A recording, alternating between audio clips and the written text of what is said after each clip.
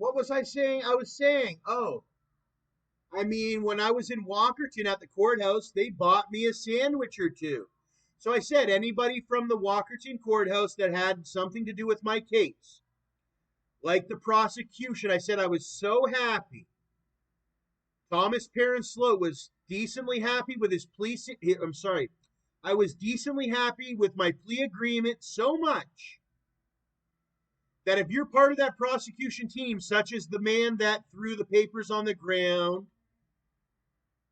um, I'll even take you to the Queen's Bar and Grill here in Port Elgin. Well, I'm not going to take you. You'd have to drive up here yourself, and I'll take you out for dinner at the Queen's. I'll buy you whichever meal at the Queen's restaurant you want. I'll buy you the most expensive meal at the Queen's because that's how happy I was with my plea deal agreement that I had 7 years ago. So it's been 7 years. But it's been 7 years, so it's about time that I do buy him a meal. It'd have to come out of my ODSP. You know, I'm on ODSP. And that's what I want to mind people. I work hard and I'm doing all right, but I am on ODSP.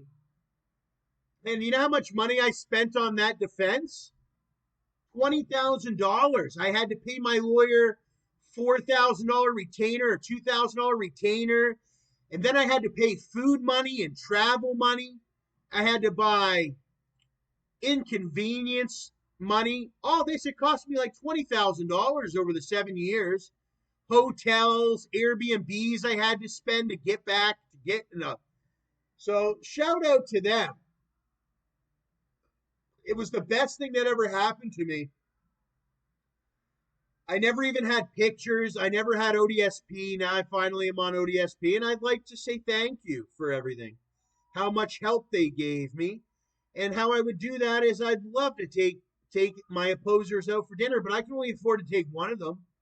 It would have to be that prosecution, or maybe even Phil Thompson. I don't know, but I already paid Phil Thompson $4,000. I think the next line of business would be open a restraining order on Phil. He takes advantage of ODSP recipients. Did you know that my uncle Gary Slote died in an accident here in Canada? Same with my grandfather. I have no family hardly. I do, but I don't. I lost my uncle Gary, okay, in Alberta. He was from Ontario, Hillsburg, where I'm from, Erie, and all that. He went out and he got killed out there by the same guys that try to fuck my life up. Okay, he shouldn't have been fucking around. He shouldn't have been trusting no one, like I always say. Same with my grandpa, Tom Slote. Okay, you got me, who's Tom Slote, and then you got my grandfather, who is Tom Slote. All right, and the last time I went to his grave was a while ago, but here it is. His headstone's here in Ontario or whatever. It's sick the way my grandfather would be rolling around in his grave if he seen the way that and he would have only been goddamn 51. Like, fuck sakes, buddy. Oh,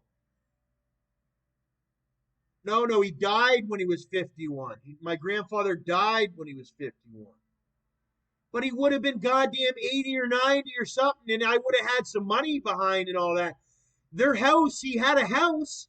It sold for 1.3 million. I mean, fuck, my dad, I love him to death, but I really do.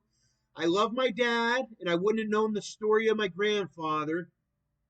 But I always wish it hurt me. Oh my God, it screwed my whole head up, this thing. It was horrible to fight back. But now I'm becoming some kind of man like this Tom Slote, my grandfather Tom Slote. Usually I talk with a deeper voice, but right now I'm sort of still young. Tom was 51, and he was a hell of a man, I heard. And I modeled to be much like the Tom. Some say I am Tom. My grandfather Tom.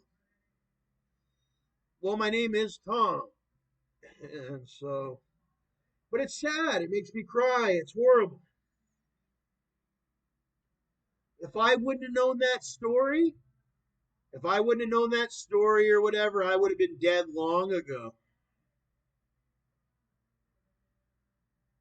Holy fuck.